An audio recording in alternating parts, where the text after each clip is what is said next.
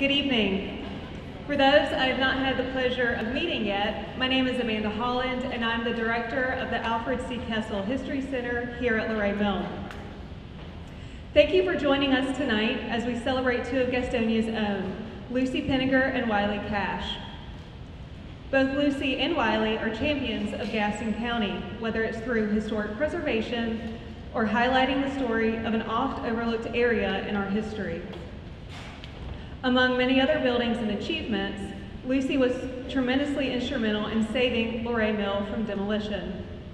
We are sitting in what is the Penegar Events Hall, and there is a plaque outside the door that offers an abbreviated snapshot of what measures Lucy went through to save this historic structure, including several lawnmowers. So it's only fitting that we are back in the Penegar Events Hall to again honor and celebrate Lucy. Tonight, we also have the pleasure of celebrating the release of Wiley Cash's The Last Ballad. Wiley's third novel is based on Ella Mae Wiggins, a young mother shot during the strike of 1929. Wiley's novel breathes life into a darkened corner of Loray's history. By doing so, I believe he not only sheds new light on the legacy of Loray Mill, but also contextualizes Ella Mae's motivations and her ultimate story. I thoroughly look forward to hearing more from Wiley tonight. Before we get started, I do want to extend a special thanks to our wonderful sponsors, the Gaston County Museum of Art and History, Go Gaston, Friends of the Gaston County Public Library, the Arrogantly Shabby Book Club, and the Gaston Literacy Council. I'd also like to thank the Carrie E. and Lena V. Glenn Foundation for their support of the Loray Talks programs. The History Center operates as an outreach project of Preservation North Carolina, so we rely on donations from visitors such as yourselves. If you'd like to make a donation this evening to help support future programs, please consider using the envelope that is located in the center fold of the Preservation North Carolina magazines that were conveniently laying in the seats of your chairs, or grab one from the stack in the History Center. We appreciate your support and look forward to bringing you more programs. And with that, I will now hand things off to Jenny Stoltz, former mayor of Gastonia and chair-elect of Preservation North Carolina.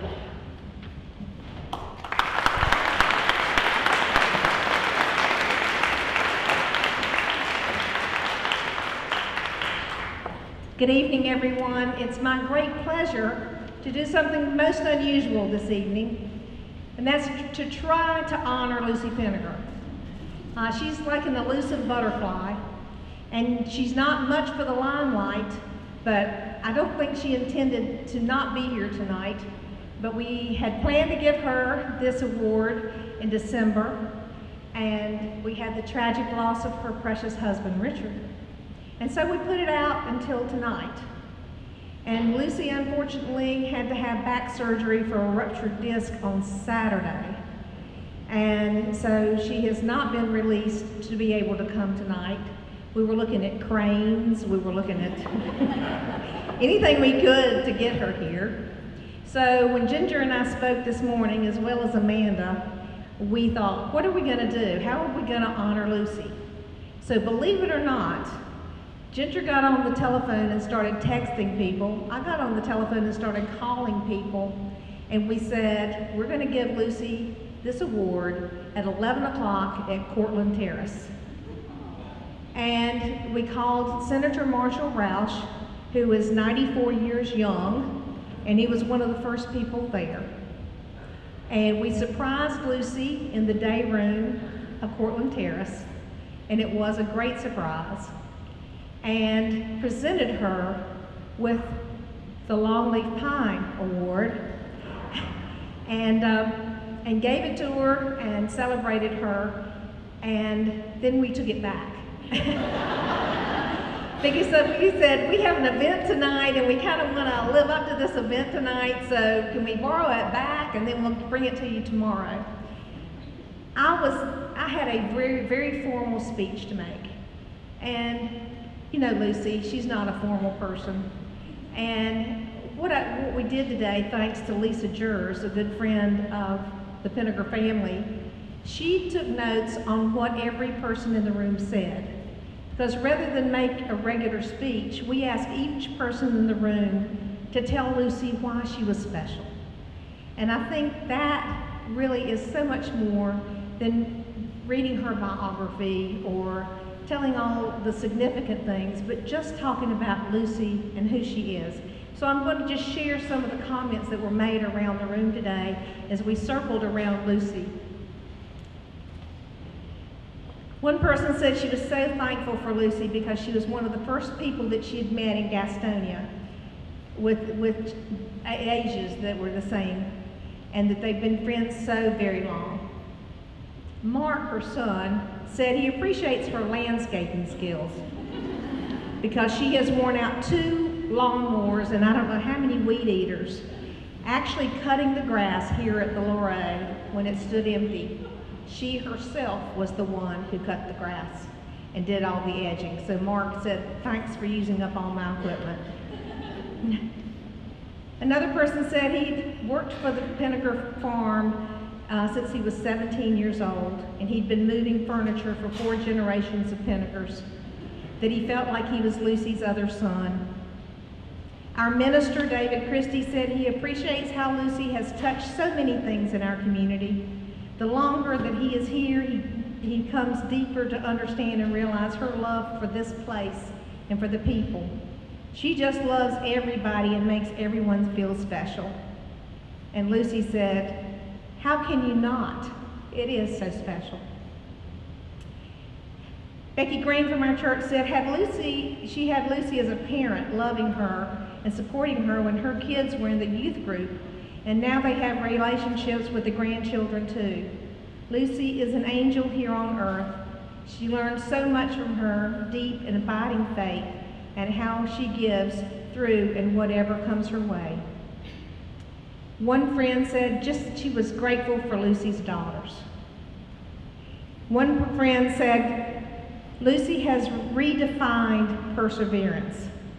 She kept thinking about the Loray herself and knew that it would never happen. But Lucy never gave up. And because of that, this building stands as a beacon, and certainly Lucy does too. Alan May, who is an archaeologist with the Schill Museum, said, Lucy mentored him with respect to historic preservation. Her preservation is second to none. Lucy had a comeback. She said, but you're the one that goes through dirt with a spoon. Talk about patience. I had the opportunity to tell her that one of my greatest compliments was one of the community's leaders who told me one day, you know, you're going to get yourself in a whole lot of trouble. How am I going to get myself in a whole lot of trouble, I asked this person. Hanging out with people like Lucy Penegar. I said, I hope I'm that lucky. That's the best trouble I could ever get into. Lifelong friends were there. Amanda mentioned that she was so thankful for the mentoring that Lucy has, because Lucy knows every inch, every story, every creek, every piece of mortar, everything that belongs to this building, and all the stories as well. She is such a treasure. Ginger says, forgive me for putting this together, Mama. I hope I'm not in trouble. And I'm speaking for Mary too, who couldn't get out of teaching today, but we were just trying to find a way to celebrate you, even if it was at the last minute. And then Marshall Rouse stood and spoke. He said she was the best looking, wisest lawnmower operator he'd ever known. He said she was one of a kind, and that when his own wife, Jeannie, was honored with the Order of the Longleaf Pine, he asked Lucy to make that presentation, which shows how highly he thinks of Lucy. And he said this award isn't just given to everybody. It's an award from the state that says, we love you and we appreciate you, Lucy. So now I would like to ask the Penegar family to come forward. Come on, I love you. This way you get to get it and take it back to her. Come on up, everybody.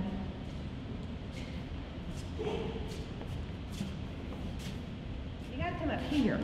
And see how Penegar's at?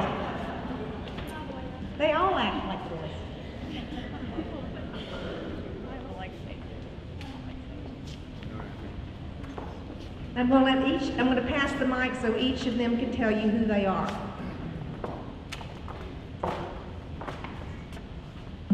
Hi, I'm Maddie Deely. I am one of the grandchildren of. I'm Ashlyn Rowe. I'm also a grandchild. And I'm one of the twins, the short one, Mary Deely. Ginger Rowe. I'm Lynn Rowe, Ginger's husband. It's a good looking group. I'm Mike Deely. I go with Mary. And brother Mark is sitting with Mom tonight at Cortland Terrace, trying to FaceTime a little bit and share with her the love of all you guys tonight. So thank you very much. And he knows all of his lawnmower equipment is safe tonight. So it's my great honor to read this declaration from the state of North Carolina.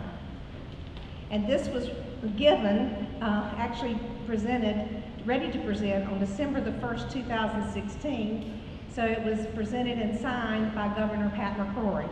So we feel like, since we have a new governor and it's tonight, we'll get her another one, and so she'll have two. Reposing special confidence in the integrity, learning, and zeal of Lucy Rawlings Penegar, I do by these presents confer the Order of the Longleaf Pine, with the rank of Ambassador Extraordinary, privileged to enjoy fully all the rights granted to members of this exalted order, among which is the special privilege to propose the following North Carolina toast in select companies anywhere in the free world. And if you do know the toast, would you join me in saying it? Here's to the land of the longleaf pine, the summer land where the sun doth shine, where the weak grow strong and the strong grow great. Here's to down home, the old North State. Congratulations, Penegar.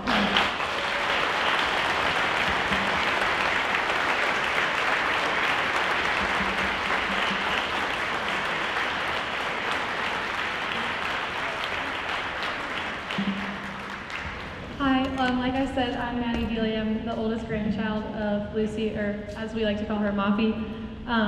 So I just wanted to say she really wishes that she could be here, but as you know, she had back surgery, and she wanted everyone to know how humbled she is by this award, and that she honestly could not have done any of this without all of the wonderful people in our community that she would also credit all of this to as well, and especially her loving and supportive husband.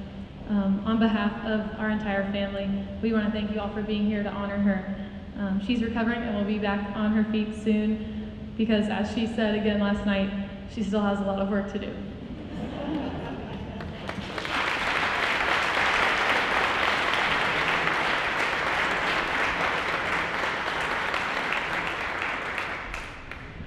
As we were planning this evening tonight, and we knew how fortunate we were going to be to have Wiley Cash back home, we were working on the agenda, and Richard Rankin happens to be on the advisory board for the Kessell History Center, and he's also Wiley's former principal.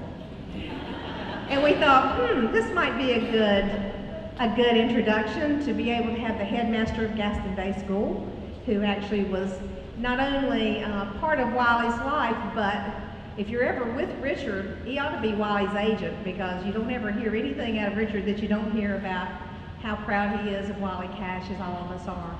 So I'd like to recognize and introduce Richard Rankin, headmaster of Gaston Day School.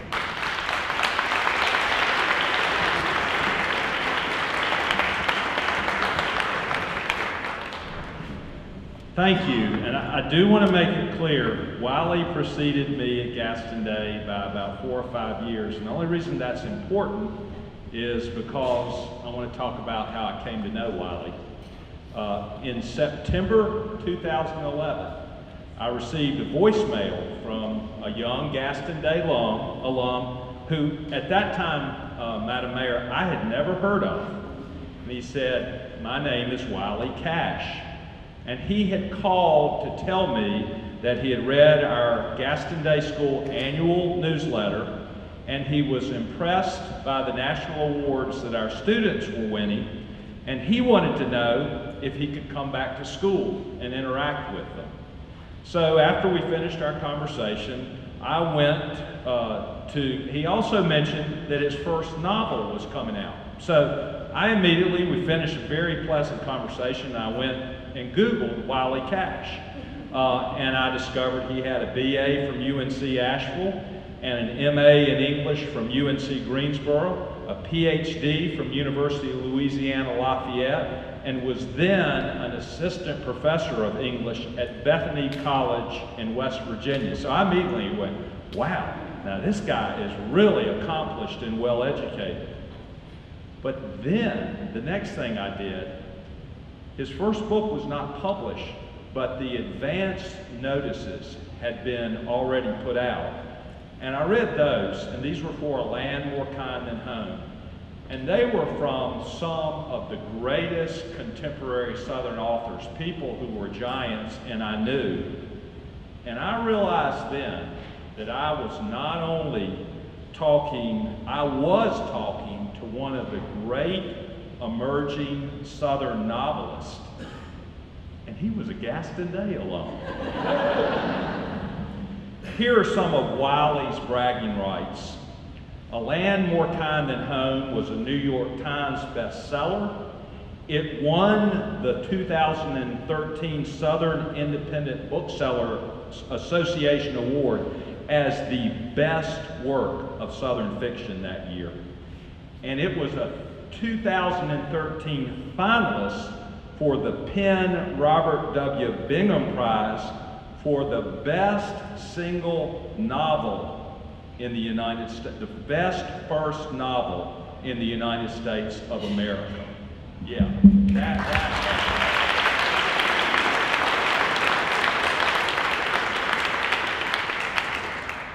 His second book, This Dark Road to Mercy, 2 years later, was also critically acclaimed. Now, his third novel, The Last Ballad, was released 2 days ago, and it's about Ella Mae Wiggins and the Loray Mill strike of 1929. Yep, we're in the right place tonight. This is ground zero, and Wiley is going to tell us how he recovered one of our greatest local and national stories. It's a story that scared us so badly that we wouldn't talk about it. Neither Wiley's mother, from a local textile family and with Wiggins as her maiden name, just like Ella Mae, nor his father, who grew up in a Shelby textile family, knew about Ella Mae Wiggins or the Loray Mill strike because the subject was off limits. But Wiley realized it was a fantastic, important story, and now he's sharing it with all of us in his own captivating style.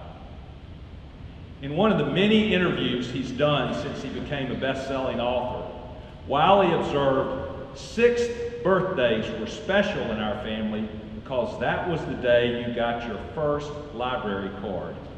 And once you got your library card, you'd never be bored again.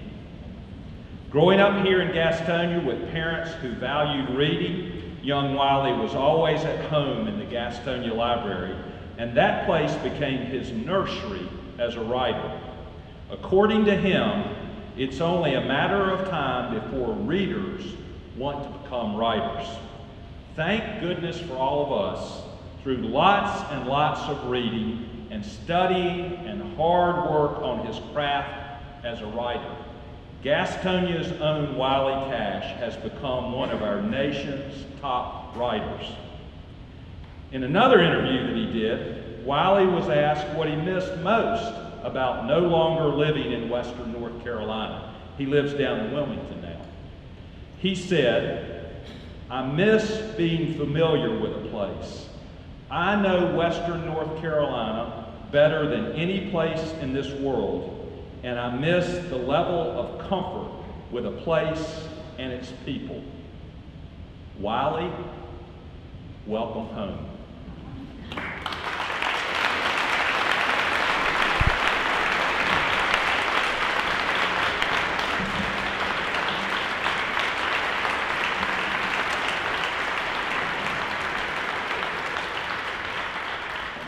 have to be honest, I'm a little choked up. Normally, when I'm introduced at a book event, it's by a bookseller who's never heard of me, and they've just printed off some information from my website.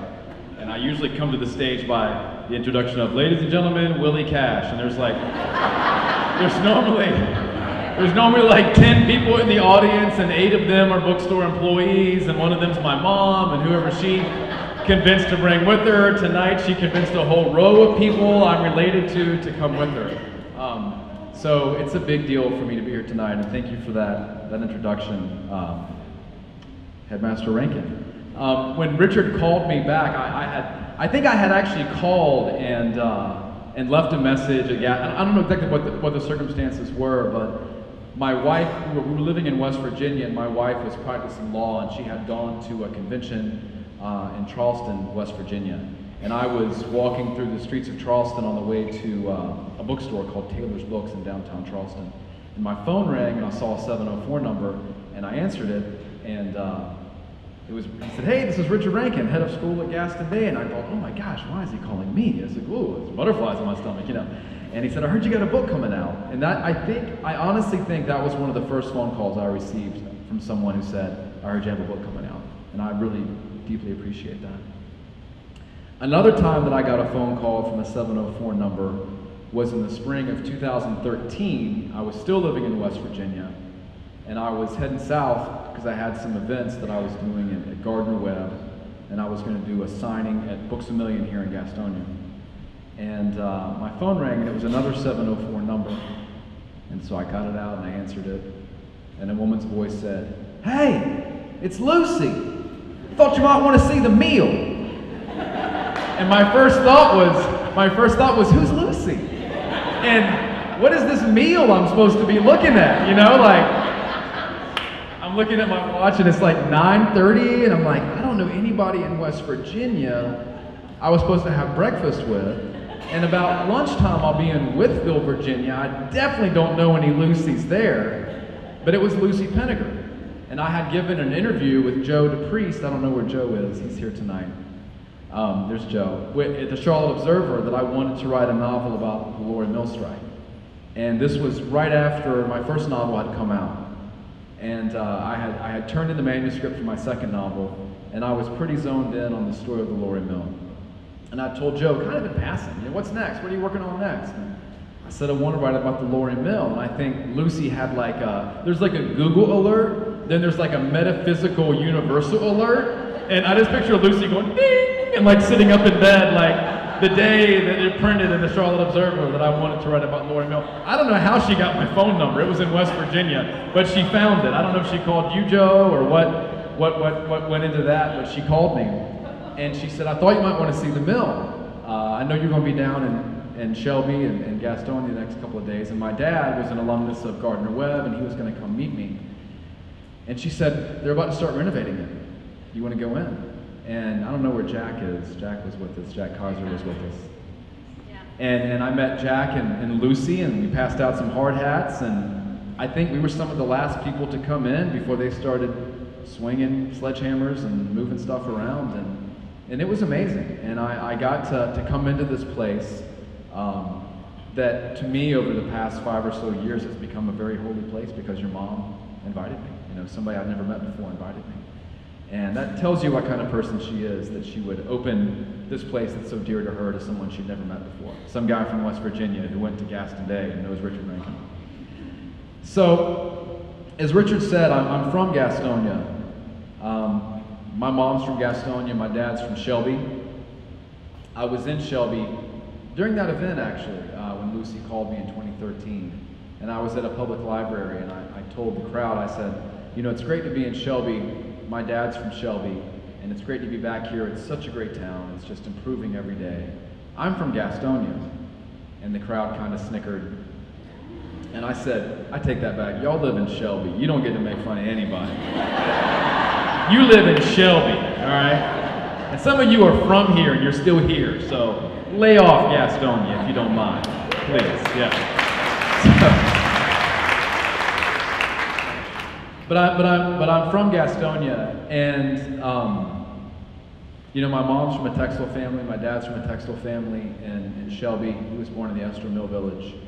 And I grew up in this town with very little awareness of mills. You know, by the time I came of age, I was born in 1992. I'm kidding, I was born in 1977. You're all doing the math and you're like, he's my son's age, my son is 40, that is not possible. I was born in 1977, and when I came of age, the mills had been shuttered. They looked like they'd become the Firestone plant, they'd been condemned.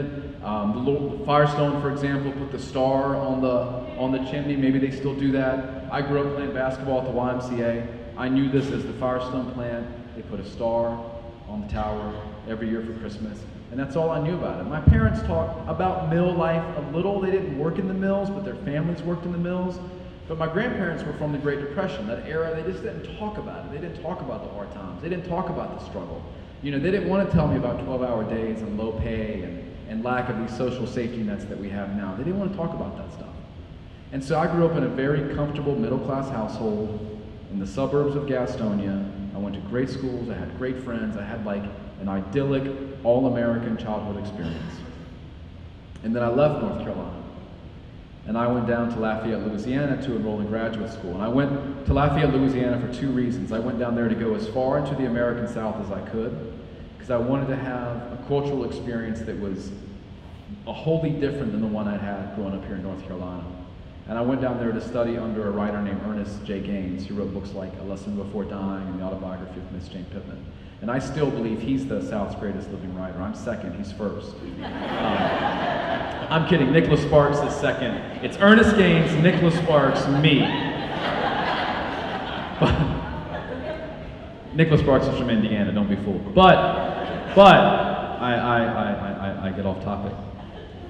But one of my first days on campus at UO Lafayette, I told a professor, he said, "Where are you from?" And I said, "I'm from North Carolina." And he said, "Where are you from in North Carolina?" And I said, "I'm from Gastonia." And I waited for him to laugh. And he didn't. And I was like, "He must not have ever heard of Gastonia before. He must not be from Shelby." And he said, "Oh, home of the Loray Mill strike." And I said, "Yeah, Loray Mill strike." And then, like all good graduate students, I immediately left his office and got on the internet and Googled Loray Mill strike. And I saw a photo of it and discovered that it was the Firestone plant. I'd never heard of the Loray Mill. I called my parents. They'd never heard of the Loray Mill. And the more I asked around, the more people, they may have heard some things, but not a lot of things. And I began to kind of look into this story of the Loray Mill strike. Many of you know this story. I'm not used to talking to crowds that are intimately familiar with what I'm writing about. That's just not something that happens very often. So I don't want to talk about things that you already know. But I want to talk about my experience of learning the things that I did not know, and some of the shock that came with some of the discoveries that I made when I started looking into this. I was not aware that the Loray Mill strike was one of the foundational moments in Southern labor history and American labor history. I was not aware that the local police chief was shot and killed, and that his murder made headlines in newspapers around the world the day after it happened. I was not aware that Ella Mae Wiggins, who was from East Tennessee and then moved to Western North Carolina before settling in Cowpens, where my maternal grandmother was from. She had just been born a few years before Ella went down there with her husband. I was not aware that Ella had written protest songs that Woody Guthrie went on to perform, that Pete Seeger went on to record. I wasn't aware that this woman had gone to Washington, D.C. and confronted North Carolina senators about mill conditions for mothers and children in the South. I wasn't aware that this woman had integrated the labor union against the will of local officials. I didn't know any of this stuff, and it blew my mind. I couldn't get over it, especially because my maternal grandfather, his last name was Wiggins. He worked at a mill just a few miles south of here in Ennery. He was 22 years old at the time when a woman who shared his last name was shot and killed, and he was working in the mill, and he never talked about it. Nobody ever talked about it. And I wanted to know why. And I wanted to know, what is the story? What is the story here? And so I began to research the strike and the story of Ella Mae and the murder of Police Chief Aderholt and this incredibly combustible moment in the summer of 1929 when race and class and gender and politics and economics, Gastonia was in the crosshairs of these very combustible forces that came to bear that summer and literally blew this town apart. But those pieces that were blown apart, the force of history took them and went, and they were gone. They were gone. I didn't learn about this in school. I didn't learn about it in college. I didn't learn about it in church. I didn't learn about it in my civic institutions. It was just gone. And I wanted to know why. And so I began to research the Loray Mill strike, and I found out a lot about the history of the strike. Much of it you probably know, and if you don't know it, you can find out in the Kessell Center here. But I began to research the history, and I learned a lot. I learned as much as I could about Ella Mae Wiggins, a woman that not a lot of information is available about. We know when she was born. We know about where she was born. We know she had 9 children. We know that 4 of them died. We know the dates of their deaths. We know she settled in Bessemer City. She lived in a predominantly African-American community. We know she got involved in the strike here. We know she traveled to D.C., and we know the date of her murder. That's basically what we know about Ella Mae Wiggins, and we know about the few songs she left behind. And we have some oral narratives from her children that people were able to get before her children passed on. But we don't know a lot about her. But we do know the facts of the strike. On April 1st, night shift walked out. The workers voted to strike on April 1st. They were never able to close down the mill. The headquarters was attacked and destroyed. The strikers' food stores were attacked and destroyed. On June 6th, there was a raid on the strikers' headquarters. Shots were fired. We still don't know who fired the first shots. Orver Adelholt was shot. He later died. We don't know by whom. We still don't know that. A number of strike organizers were arrested, a couple of dozen. They stood trial that fall. There was a mistrial because one of the jurors went insane when a wax effigy of the police chief was wheeled into the courtroom. And so a second trial was organized. And before that second trial occurred, there was going to be another protest in Gastonia, another rally in support of these jailed strikers. Ella Mae and some people from Bessemer City, where she lived, loaded up in trucks. They were unarmed. They came into Gastonia. They met a roadblock of armed men, and they turned around to go back to Bessemer City. And cars from the roadblock followed them and ran them off the road, and shots were fired, and Ella Mae was shot and killed. She was, to my mind, to my knowledge, the only person shot. And her last words were apparently, "My lordy, they have shot me." She was 4 months pregnant when she died, and her surviving children were whisked away to an orphanage at Barium Springs, and then matriculated from the orphanage when they aged out of it. Those are the facts I was able to find, right? Those are the facts of the strike I was able to find. There's a wonderful book called Gastonia 1929 by a researcher named John Sammons that many of you may have read. I think it's the fairest, most accurate portrayal of that catastrophic summer of 1929. But I read about the facts so much that I was able to internalize them. I spent a long time reading about this. I spent 5 years writing it, but even longer studying it. And I was able to internalize the facts of this strike in the same way that I'm able to internalize gravity, and the sun comes up in the east and sets in the west. These just became things that I accepted. And I didn't want to write a history book, because John Sammons wrote a better history book than I could write. What I wanted to write was a novel about the experience of the strike. What did it feel like for Ella Mae Wiggins, at 28 years of age, to work 72 hours a week on night shift and make $9? What did it feel like to have a child die from whooping cough because that child was poor? What did it feel like to be afraid that you yourself were going to die and your children were going to be cast off into somewhere else just because you were poor? You know, and it wasn't a matter of Ella Mae not working hard enough. It was literally a matter of her working too hard. She worked too hard, and that's why she was going to die. That's why she could have died. And so there came a moment in the spring of 1929 when these union leaflets began to be disseminated. They said things like $20 minimum wage per week. Ella made $9. It said 40-hour work week. She worked 72. It said equal pay for equal work across gender lines. She knew she wasn't paid as much as the men she worked alongside. And recognition of the union, the end of piecework, the end of the hang clock. And Ella Mae held on to this union leaflet, and she thought, if these demands are met, not only will I have a better life, but maybe I won't die.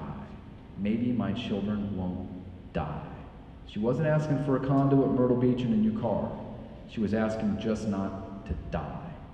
And so she joined the strike, and as we all know, that decision to join had catastrophic consequences for herself and for her family that are still being felt in this community and in other communities in the United States. I was with her great-granddaughter, Christina Horton, who many of you may know. I was with her in Asheville, and it was the first time I'd met her, and I'll be honest, I was scared to death. I was scared to death to meet Ella Mae's great-granddaughter, because I'd be scared to death to meet Ella Mae. But Christina was wonderful, and I have no doubt that Ella Mae would be as well. So I thought tonight I would read the first, 150 pages of the book. And if you want to leave, just be quiet. If you've already read the first 150 pages, just play on your phone or, look out the window. I thought I would read a very short scene where Ella has been called down. This opens the novel. And I'd love to take questions that y'all might have after this about writing this book or about the business of publishing or trying to transmute fact into fiction or history into literature.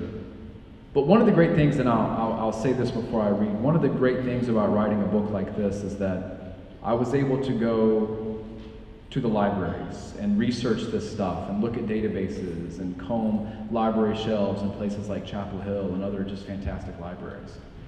But what I was also able to do was to come back to places like Gastonia and sniff around and look around and try to find where was the tent village, where was the strikers' headquarters. Can I get inside of Loray? Can I find the mill where Ella Mae worked? And I did. It's still in Bessemer City. Many of you may know where it is. And I was over there a year or so ago, and it looks condemned. It used to be called Dawn Processing over there in Bessemer City. And I thought it was closed up. And so I thought, well, I'll just go in. Nobody's here. And I opened the gate, and I went inside. I closed the gate to make it look like it hadn't been broken into. And I'm just kind of wandering around, and this man came out on the loading dock, and my first thought was, run, just run. And then I calculated how long it would take me to open the gate again, then start my car, and then drive off. And I thought, it's going to be harder to explain this to the police if I run. I'll just stay and see what happens. And this is also following me setting off the alarm at Robinson Elementary several years ago. And when I wrote This Dark Road to Mercy, I used Robinson, where I went to school, as the setting for the ball field out back. And I was snooping around Robinson on the day I gave a commencement address at Gaston Day. And I was snooping around the baseball field there, and I passed the gym, and I said, I wonder what the gym, if it still smells the same as it did when I was 10. And I tried the door, and it was unlocked, and I was like, I guess I'll go in. And I opened the door, and the loudest alarm I've ever heard in my life showed up. I was driving a rental car. I was wearing a suit. It's like 11 a.m. on a Saturday. I have no children. So I just called 911. I just didn't know what else to do. I was like, hey, set off the alarm at an elementary school. I'm here alone. I'm a grown man. They're like, that's never happened before. Do you have children there? No, I don't. I don't, but I'm giving the commencement address at Gaston Day, and I'll be here when the cops arrive. And the cops got there. They were very kind, forgiving. As I was leaving, my wife called, and she said, what's that sound? I said, it's the alarm. I set it off at the elementary school. And she said, I'm going to let you go. Like she didn't even say, like, why did you set off the alarm? She didn't even engage. She was just like, I'm out. I don't want to hear that story. And so when I broke into Dawn Processing, I envisioned a similar scenario, but I told the guy, he came out on the loading dock, and he said, can I help you? And I said, well, I'm writing a novel about the Loray Mill strike, and Ella Mae Wiggins, who became the face of the strike, worked at this mill.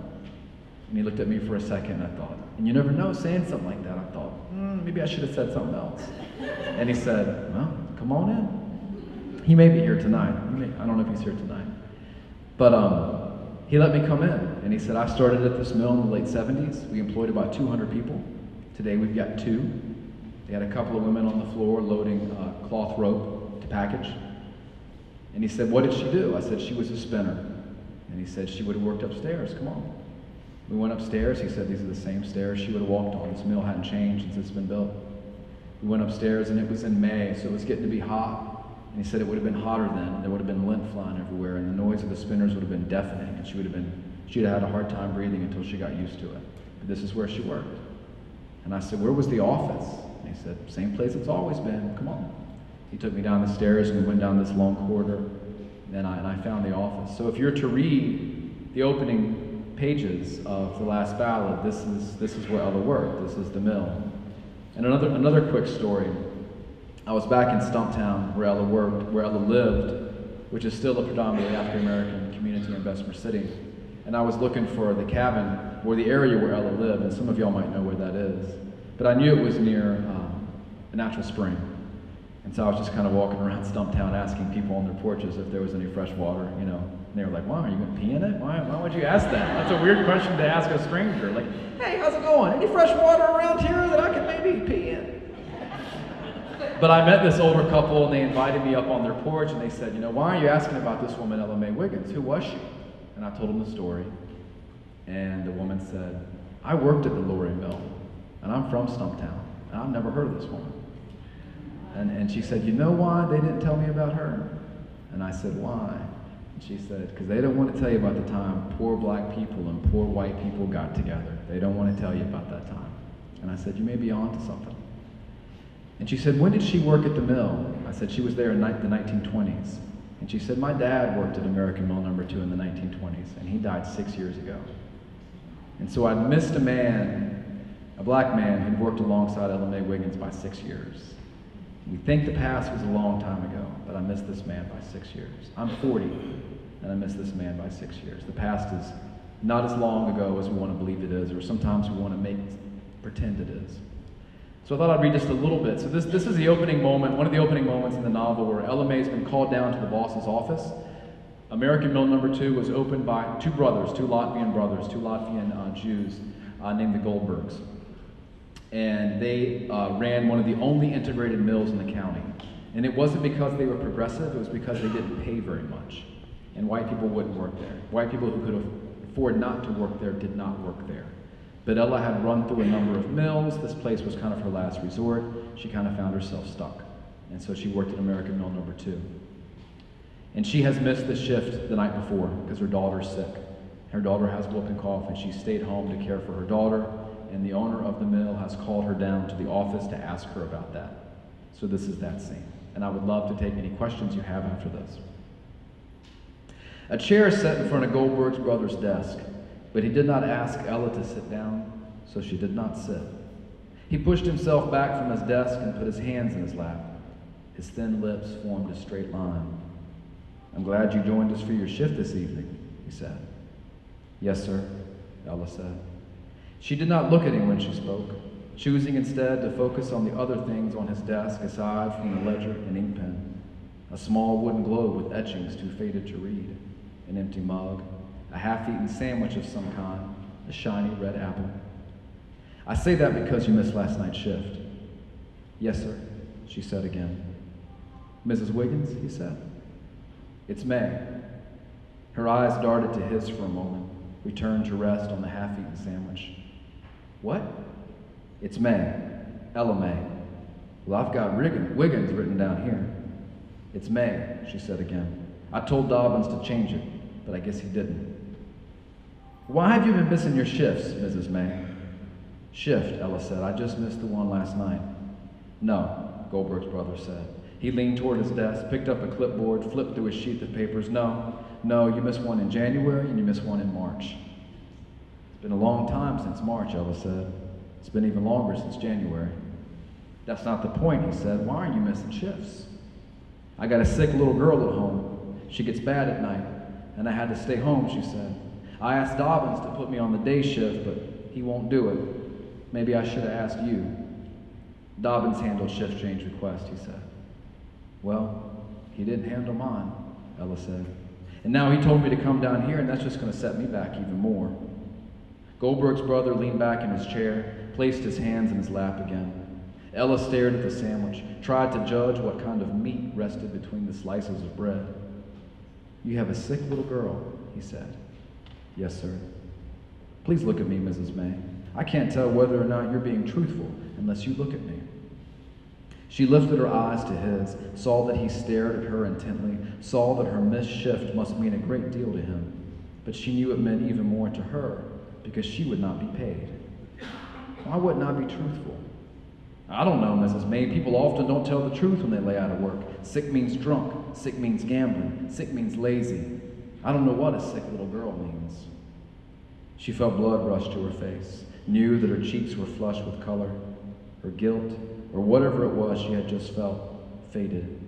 She imagined throwing herself across the desk, reaching for his neck, his eyes. Sick means my little girl's sick, she said. That's what it means. He stared at her for a moment, then lifted a wastebasket from beneath his desk and swept the sandwich and apple into it. He returned the wastebasket to the floor. What if all my employees had sick children, Mrs. May? What about me? What if I had a sick child at home and decided that I couldn't come to work?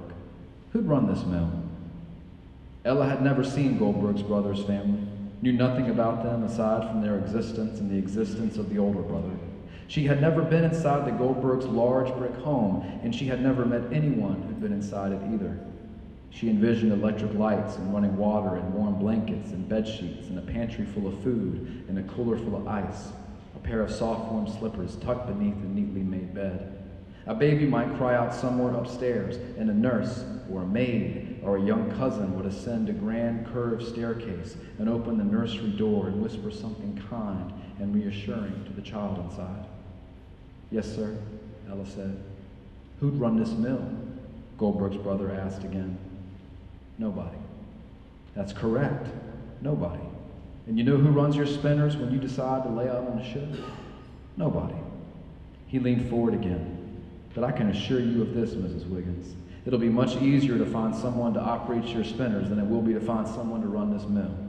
I expect you'll keep that in mind next time you find yourself with the desire to stay home. And so at that moment, Ella's got this union, in my novel at least, Ella's got this union leaflet in her pocket, and she's been writing lyrics on the back of it. She's been thinking about this song, Little Mary Fagan, about a little girl in Atlanta who's murdered in a pencil factory. And she's taken some of those lines and she's switched out some of the words and kept the melody. And she's beginning to write her most well-known ballad, No Mother's Lament. And while Goldberg's brother is dressing her down, she's touching this union leaflet and thinking, I got a decision to make. I got a decision to make. And the next day, she decides to go to a rally at the Loray Mill. Sunday's her day off, and she meets some organizers, and she comes over to the rally. They prompt her to sing, and she sings this song that she has just written, and she becomes the face of the strike, which immediately endangers her. It makes her dangerous. It endangers her, and it makes her dangerous. Literacy was key to Ella May's story. The Gaston County Literacy Council is here tonight, and I ask that you engage with some of these folks. 10% of adults in North Carolina are underliterate, meaning they have trouble reading prescription bottles. They have trouble helping their children with their homework. Ella was not one of these people. Her husband was. We can tell by census records that her husband was illiterate. Ella could read, but many adults in our community could not. But Ella's being able to read was the key to her freedom. And although her life ended tragically, not everyone's did. She stood in for a lot of people whose lives were made better by the sacrifices that she made. I would love now to take any questions that y'all might have about this novel, or about my first two books, or about Richard Rankin. And I will say this, that Richard's book, The New South Hunt Club, I don't know if he's looked in the back yet, but the New South Hunt Club shows up in this book. It's not, I didn't quite call it that, but when I read that, I thought, I can use this. And so Richard's book gets an acknowledgement in the back of mine. It's just a fantastic book. So you'll have quite the scholar and civic leader on your hands here in Gastonia. Yes, ma'am. I don't really have a question, but I have a comment. I want to thank you from the bottom of my heart for writing this book about Ella May. Thank you. Amy Sitter, I'm one of the co-founders of that. I recognize her. Ella May Wiggins Memorial Committee, and I hope everybody has to read this book, and I hope everybody starts to grab a hold of our rich working class heritage and celebrate. And thank you so much for writing. Well, thank you for being here. Thank you for saying that. I know you're friends with Christina as well. Yes, Yeah. I am. She's a Yes, ma'am, in the back in the aisle, you just raise your hand.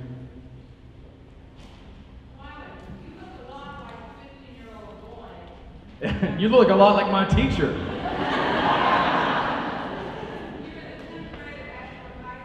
I was. Well, it was either that or NBA basketball player, and I've been the same height since then. So that dream got quashed pretty fast.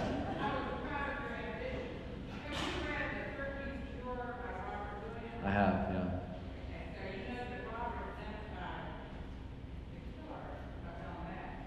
Yeah. Mm-hmm. I do, and I've already forgotten the guy's name that I think did it. Well, I'll talk to you afterward. You know, and I know one person pulled the trigger, but I think it was I think it was a whole lot more than one person. It was many more people. It was more than just one person that killed LMA. And I know, I've read that book. I've read most of the studies of the strike and most of the anecdotal studies. What I didn't read were the novels, like Mary Heaton Vorse's novel or Sherwood Anderson's novel. And a friend of mine is a writer named Kim Church. She's writing a novel about the Loray strike as well, and she lives in Raleigh. And she emailed me and she said, "Hey, happy publication day. I know you're going to be in Raleigh. I'm not going to come see you. I don't want to hear about your book. I don't want to read your book. I don't want to know about your book. I'm not reading reviews of your book. I'm working on my own book." And I wrote back to her and I said, "Kim, I totally understand, but how wonderful that my book's out before yours. So I get to read yours when it comes out. Because otherwise I wouldn't have got, because she's a fantastic writer and I wouldn't have wanted to read her book once it came out. But there have been a number of very powerful things written about the strike, and his book is one of them. And that's also got a really great history of Gastonia in it as well.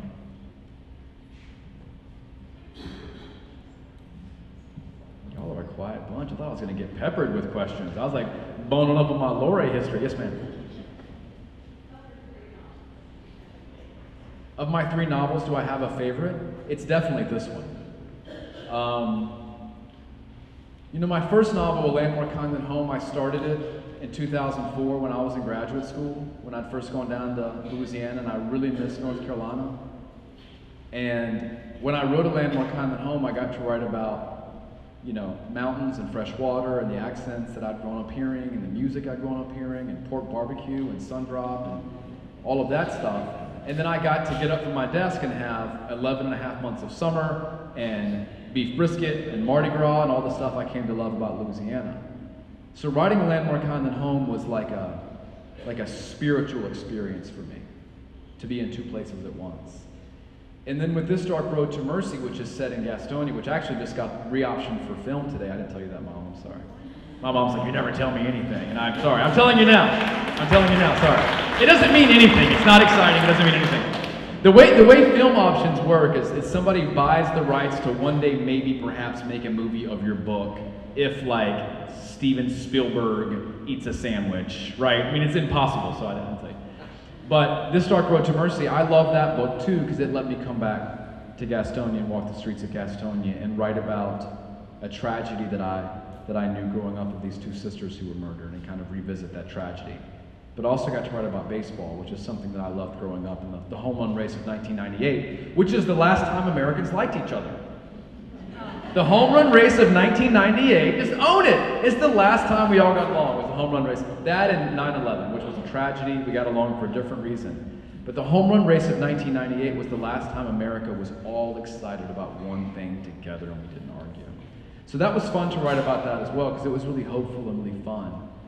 But The Last Ballad, I feel like, gave me the opportunity to delve into a past I'd never known and kind of get at stuff in the roots of my own family that I'd never even known to ask about or to think about.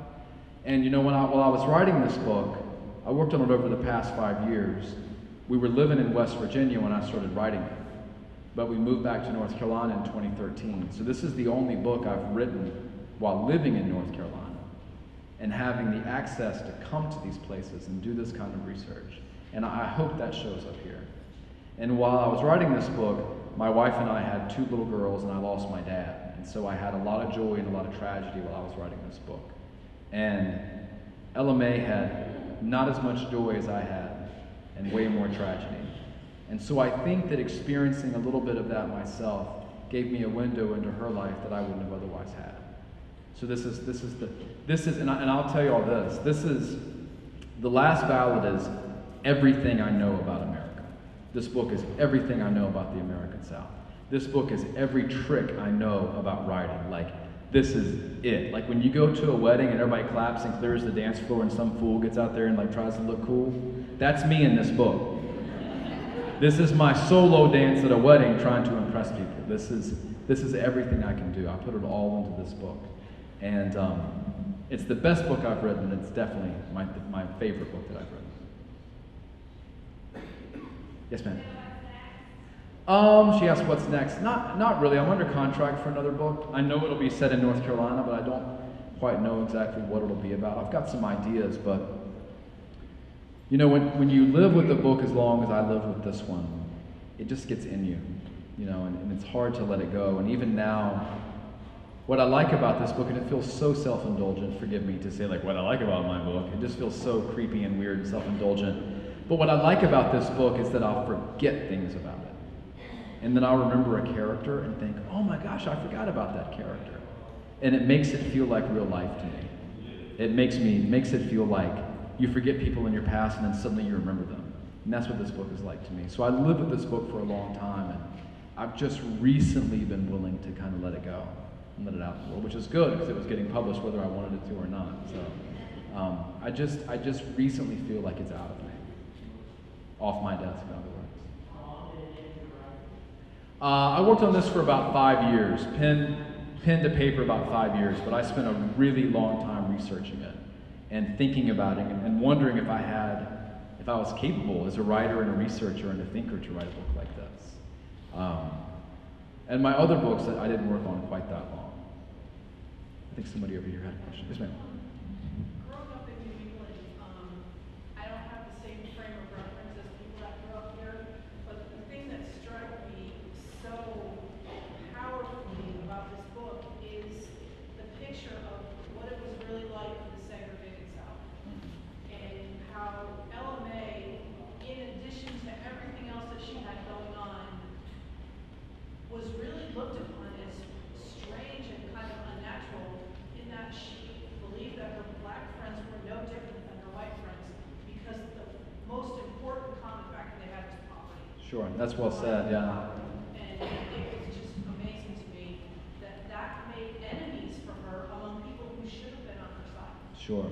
She asked about segregation in Ella May and Ella May living among African Americans and befriending them. Ella May, I don't know if she said this, but I know she believed that poverty united these people more than race divided them. And after she was murdered, she was slandered in newspapers for that reason.